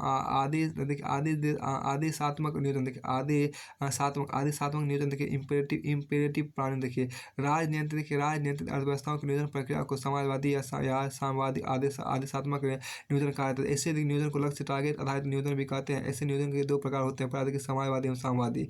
समाजवादी प्रणाली में सभी आर्थिक फैसले सरकार के हाथ में केंद्रीकृत होते हैं, जिसमें संसाधनों पर सामूहिक स्वामित्व होता है, श्रम के सिवा। साम्यवादी प्रणाली में जो चीन पहले था में सभी संसाधन सरकार का कब्जा होता है और वहीं प्रयोग करती है। श्रम समिति, साम्यवादी चीन ऐसी प्रणाली का असली उदाहरण है। असली उदाहरण है। सोवियत संघ में भी थोड़ा बहुत बाजार मौजूद था। हालांकि 1928 में स्टालिन ने खेती के सामूहिकरण को लागू कर दिया, लेकिन सिर्फ 94% किसान ही इस प्रक्रिया में शामिल किए जा सके हैं। ऐसी योजना की मूल विशेषताएं निम्न है। अब हमने क्या कि नियोजन के विकास और वृद्धि के संख्यावाचक मात्रात्मक लक्ष्य तय कर दिए गए हैं। उदाहरण के जैसे कि 5 lakh ton steel, 2 lakh ton cement, 10,000 kilometre राष्ट्रीय राजमार्ग, 5,000 प्राथमिक स्कूल आदि आने वाले 5 या 6 साल में तैयार कर दिए जाएंगे। चूंकि सरकार का सभी संसाधनों पर स्वामित्व होता है, इसलिए ऊपर उल्लेखित योजनाओं लक्ष्यों को हासिल करना बहुत संभव होता है। तीसरा आपको बाजार मूल्य प्रणाली की इसमें करीब कोई भूमिका नहीं होती, क्योंकि सभी आर्थिक निर्णय केंद्रीकृत ढंग से सरकार द्वारा लिए जाते हैं। देखिए चौथा देखिए आपको क्या, अर्थव्यवस्था में निजी भागीदारी नहीं होती, सिर्फ सरकार की देखिए सिर्फ सरकार की अर्थव्यवस्था में भूमिका होती है। अगर देखिए इस तरह अर्थव्यवस्था में केंद्रीय नियोजित अर्थव्यवस्था के रूप में भी जाना जाता है। देखिए अब इस तरह की अर्थव्यवस्था को केंद्रीय नियोजित अर्थव्यवस्था के रूप में जाना जाता है। सोवियत संघ, पोलैंड, हंगरी, ऑस्ट्रिया, रोमानिया आदि और अंततः चीन। दरअसल सोवियत खेमे के बहुत से महान अर्थशास्त्रियों के ब्रिटेन और अमेरिका के प्रवास के बाद आदेशात्मक अर्थव्यवस्था में नियोजन की प्रवृत्ति और प्रयोजन को लेकर बहस शुरू हुई। द्वितीय विश्व युद्ध के बाद ऐसे अर्थशास्त्रियों में से बहुत से अपने मूल देश की सेवा करने वापस लौट गए और किसी हद तक वहाँ क्रांति को झेला। उनकी सामयिक और सुस्पष्ट आर्थिक सोच ने युद्ध के बाद की दुनिया में मिश्रित अर्थव्यवस्था का आधार तैयार किया। इनमें से एक पोलैंड के मशहूर अर्थशास्त्री ऑस्कर लैंग थे, जो आप वापस जाकर Paris state economic council Bharat में प्लानिंग कमीशन की तर्ज पर के चेयरमैन बने। उन्होंने 50 के दशक में बाजार साम्यवाद, मार्केट सोशलिज्म का सुझाव दिया। वैसे लैंग के इस विचार को न सिर्फ पोलैंड बल्कि उस समय के अन्य राजनीतिक अर्थव्यवस्थाओं ने भी खारिज कर दिया था। इस तरह का नियोजन अपने शीर्ष पर चीन में सांस्कृतिक क्रांति 1966-1970 के बाद पहुंचा। 1949 के बाद सोवियत तर्ज की केंद्रीय नियोजन प्रणाली अपनाने वाले देश में आर्थिक सुस्ती आ गई। डेंग सियाओपिंग 1977-1979 के समय चीन ने आर्थिक शक्ति को बड़े पैमाने पर विकेंद्रित किया और अर्थव्यवस्था को बचाने के लिए 1950 से मुक्त द्वार नीति, ओपन डोर पॉलिसी की घोषणा की। चीन की यह नीति साम्यवादी राजनीतिक ढांचे के तहत समाजवादी बाजार की दिशा में बढ़ाया गया कदम था। देखिए लोकतंत्र के लिए लोकप्रिय छात्र आंदोलन को 1989 में थियानमन चौक पर निर्दयतापूर्वक दबा दिया गया। इसी तरह नियंत्रित अर्थव्यवस्था के नाकाम अनुभव से बचने के लिए सोवियत संघ ने मिखाइल गोर्बाचेव के नेतृत्व में 1950 में राजनीतिक और आर्थिक सुधारों की प्रक्रिया शुरू की, जिसे प्रेस अस्त्रोनिका नवीनीकरण और ग्लासनोस्त खुलापन कहा गया। अन्य पूर्वी यूरोपीय अर्थव्यवस्थाएं अन्य पूर्वी देखिए आप क्या अन्य पूर्वी इसमें देखिए कि अन्य पूर्वी यूरोपीय अर्थव्यवस्थाओं ने भी 1989 के बाद इसी तरह के आर्थिक सुधारों का अनुसरण किया। अनुसरण का इस तरह 80 के दशक के अंत तक सभी राजनियंत्रित अर्थव्यवस्था बाजार आधारित अर्थव्यवस्थाओं की दिशा में बढ़ चुकी थी। उसके बाद से किसी भी देश ने आदेशात्मक नियोजन को नहीं अपनाया। उसके बाद से किसी भी देश ने आदेशात्मक नियोजन को नहीं अपनाया। देखिए निर्देशात्मक नियोजन की बात करते हैं। निर्देशात्मक नियोजन की बात इंडिकेटिव प्लानिंग की बात करते हैं। सोवियत संघ नियोजन में देखिए सोवियत संघ नियोजन शुरू होने के बाद के 2 दशकों में नियोजन के विचार पर लोकतांत्रिक दुनिया का ध्यान गया। देखिए सोवियत संघ में नियोजन शुरू होने के बाद 2 दशकों के देखिए सोवियत संघ में नियोजन शुरू होने के बाद 2 दशकों में नियोजन के विचार पर लोकतांत्रिक दुनिया का ध्यान गया। फिर ऐसा समय आया जब ऐसी कुछ अर्थव्यवस्थाओं ने राष्ट्रीय नियोजन शुरू किया। चूंकि ना तो वो राजनियंत्रित अर्थव्यवस्थाएं थी और ना ही उनकी राजनीतिक प्रणाली देखिए समाजवादी थी। इसलिए उनके नियोजन को आदेशात्मक अर्थव्यवस्था से अलग होना था। ऐसे नियोजन को अर्थशास्त्रियों और विशेषज्ञों ने निर्देशात्मक नियोजन कहा। इसकी विशेषताओं को नीचे दर्शाया गया। निर्देशात्मक नियोजन का पालन करने वाली सभी अर्थव्यवस्थाएं मिश्रित अर्थव्यवस्थाएं थी। एक केंद्र नियोजित अर्थव्यवस्था के विपरीत जो देश आपको आदेशात्मक नियोजन का पालन कर रहे थे। निर्देशात्मक नियोजन बाजार मूल्य प्रणाली की जगह लेने के बजाय इसके जरिए काम करता है। तीसरा देखिए आपको संख्यात्मक या मात्रात्मक लक्ष्य निर्धारित करने के साथ ही आदेशात्मक नियोजन की तरह योजना के लक्ष्यों को पूरा करने की अर्थव्यवस्थाएं निर्देशात्मक प्राकृतिक आर्थिक नीतियों की भी घोषणा करती है। आर्थिक नीतियों की निर्देशात्मक प्रवृत्तियां जिनका ऐलान ऐसे नियोजन में किया जाता है जो दरअसल निजी क्षेत्र को आर्थिक निर्णय लेने की प्रक्रिया में उत्साहित या निरुत्साहित करती है। 40 के दशक के मध्य मिश्रित अर्थव्यवस्था बनने के बाद फ्रांस ने 1947 में अपनी पहली 6 वर्ष योजना शुरू की, जिसे मोनेट योजना जो मोनेट योजना हुई फ्रांसीसी राष्ट्रीय योजना की समिति के अध्यक्ष और फ्रांस में तत्कालीन योजना मंत्री थे कहा जाता है। बाद में देखिए बाद में मोनेट योजना निर्देशात्मक नियोजन की पर्यायवाची बन गई। इस योजना को कभी कभी सेक्टर योजना भी कहा जाता है, क्योंकि सरकार ने विकास के मूल के रूप में 8 आधारभूत उद्योगों को चुना था, जिसके लिए आपको नियोजन प्रणाली जिसके लिए नियोजन नियोजन लगभग आदेशात्मक था। जो सरकार के एकाधिकार में थे, ये ऐसे क्षेत्र थे जिन पर 1922 तक जब तक फ्रांस ने उसका राष्ट्रीयकरण नहीं किया, निजी क्षेत्र का स्वामित्व था। अन्य आर्थिक गतिविधियां जो निजी साझेदारी खुली हुई थी कि निर्देशात्मक नीति नियोजन अनिवार्य था। यानी कि फ्रांस के साथ जापान ने भी फ्रांस के साथ ही जापान ने भी निर्देशात्मक नियोजन को बेहद सफलता के साथ लागू किया। 1965 ब्रिटेन ने भी राष्ट्रीय नियोजन प्रारंभ किया और कुछ घटनाओं होने के बाद 1966 में से छोड़ दिया। एक भुगतान संकट खड़ा हो गया, जिसकी वजह से महंगाई कम करने के उपाय करने पड़े। कि तब से ब्रिटेन ने कभी भी नियोजन नहीं किया। हालांकि आर्थिक विकास के उपकरण के रूप में आर्थिक नियोजन के सबसे पहला प्रयोग अमेरिका ने किया था 1916 में टेनेसी वाली अथॉरिटी का साथ, लेकिन इसने कभी औपचारिक राष्ट्रीय नियोजन नहीं किया। 40 के दशक में कुछ अर्थशास्त्री राष्ट्रीय नियोजन के पुरजोर समर्थक थे। हम लोगों को अमेरिका में निर्देशात्मक नियोजन की एक झलक निर्देशात्मक नियोजन की झलक नियमित अंतराल पर आने वाली प्रेसिडेंशियल गवर्नमेंट रिपोर्ट्स में दिख सकती है। ये रिपोर्ट आपको संसाधनों के इस्तेमाल और सरकार की अपनी लक्ष्यों के प्रति घोषणाओं के मानदंड है। मूल रूप से आपको सार्वजनिक उद्देश्यों के लिए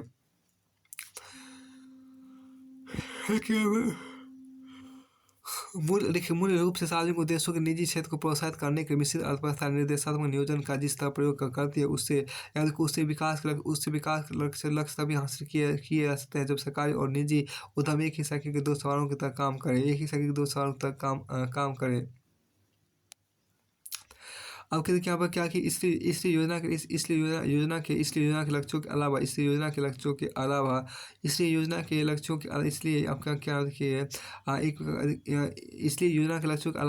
के अलावा सरकार को कुछ निर्देशात्मक नीतियों का भी घोषणा करनी होती है, ताकि निजी क्षेत्र को आर्थिक गतिविधियों को योजना के लक्ष्यों की दिशा में काम करने की प्रेरणा दी जा सके। अब आगे यहाँ पर देखिए हम क्या द्वितीय विश्व युद्ध के बाद तकरीबन सभी नव स्वतंत्र देशों नियोजित विकास का रास्ता अपनाया। हालांकि उन्होंने मोटे तौर पर निर्देशात्मक नियोजन को अपनाया था, लेकिन उनमें से कई देशों में आदेशात्मक नियोजन के गंभीर संकेत नजर आ रहे थे।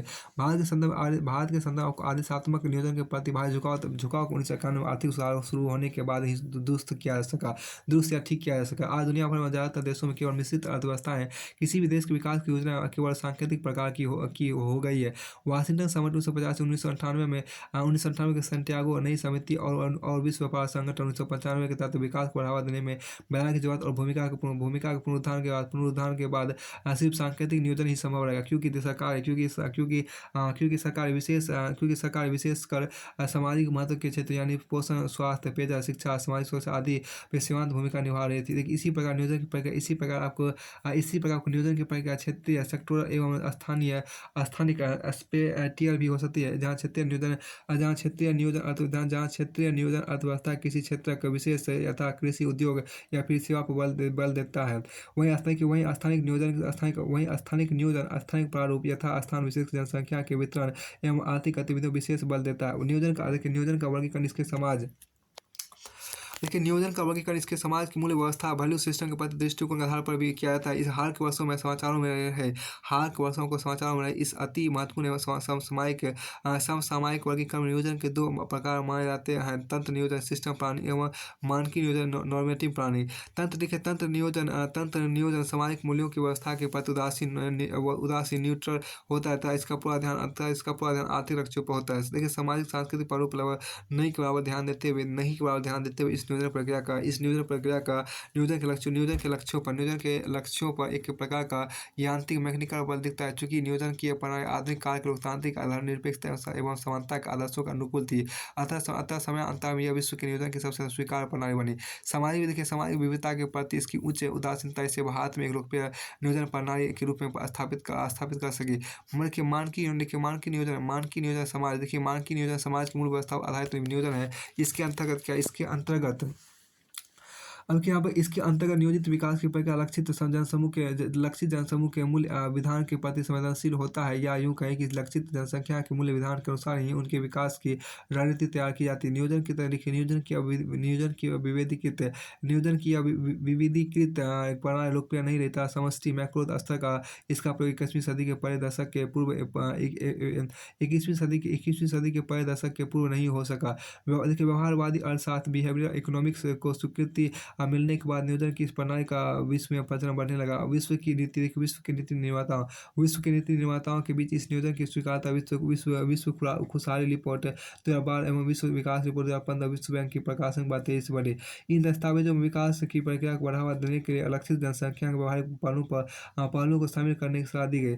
आर्थिक सर्वेक्षण 2010-11 से मतलब भारत सरकार का पहला दस्तावेज था जिसने जो भारत में योजना के लिए मानक दृष्टिकोण की आवश्यकता की वकालत की। ऐसा माना जाता है कि सरकार द्वारा चलाए जा रहे कार्यक्रम योजना जब तक लोगों की रीति रिवाज, परंपरा और स्वभाव के साथ मेल नहीं खाएगी, तब तक लक्षित आबादी तक उनकी स्वीकार्यता नहीं वांछित स्तर तक नहीं हो पाएगी। तब तक लक्षित आबादी तक उनकी स्वीकार्यता वांछित स्तर तक नहीं होगी। उस कार्यक्रम योजना और लक्षित आबादी के बीच मजबूत रिश्ता बनाने को अब योजना और नीति का एक महत्वपूर्ण पहलू माना जाता है। सोच में इस तरह का बदलाव दुनिया में भारत और दूसरे देशों के अनुभवों पर आधारित है। फिर क्या आपको जनवरी 2015 भारत सरकार द्वारा योजना आयोग की जब देखा नीति आयोग की स्थापना की गई। अगर हम इसे नए नीति चिंतक निकाय पॉलिसी थिंक टैंक के कार्यों को देखें तो स्पष्ट ज्ञात होता है कि भारत आधिकारिक रूप से मानक नियोजन का प्राणी और अग्रसर हो चुका है। इस निकाय को एक ऐसे विकास मॉडल के निर्माण का कार्य दिया गया जो कि भारतीय हो, अर्थात इस विकास मॉडल में भारत की सांस्कृतिक मूल्य विधानों का घटक भी शामिल हो। हाल के वर्षों में भारत सरकार द्वारा लोगों के व्यवहार में इच्छित सामाजिक और आर्थिक बदलाव को बढ़ावा देने के लिए नज का काफी सफलतापूर्वक प्रयोग किया गया था। स्वच्छ भारत मिशन, बेटी बचाओ बेटी पढ़ाओ आदि नीति निर्माण के सभी प्रयास मानक नियोजन के उदाहरण है। अब कोविड-19 महामारी के मद्देनजर सरकार द्वारा हाल में जिस आत्मनिर्भरता का आह्वान किया गया वह एक मूल आधारित अवधारणा है जिसमें आपको राष्ट्रवाद संरक्षणवाद की झलक मिलती है। और इस प्रकार इसमें मानक दृष्टिकोण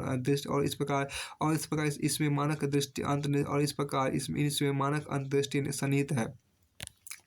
यहाँ से आपको हो गया चैप्टर 5, आपको अगले वीडियो में देखिएगा।